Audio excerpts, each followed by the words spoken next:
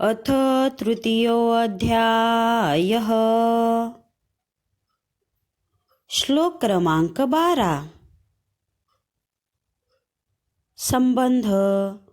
देवता लोक तुमची समृद्धी कशी वाढवतील तेच आता भगवंत सांगत आहेत.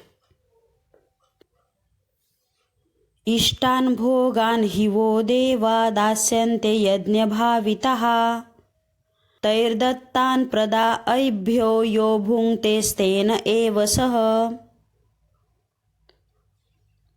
भावार्थ, भगवंत सांगतात की देवतांची साधने पूर्णपणे विधीपूर्वक आचरली तर त्या आपापली फळे देतात.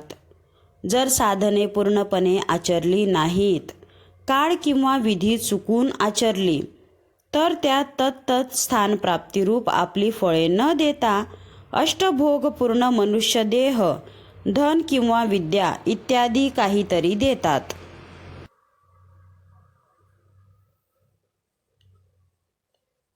परंतु देवतांनी दिल्यानंतर जर त्यांची उपासना न करता, साधन न आचरता जो त्या उपभोगातच मग्न राहतो तो एक प्रकारचा चोरच होय.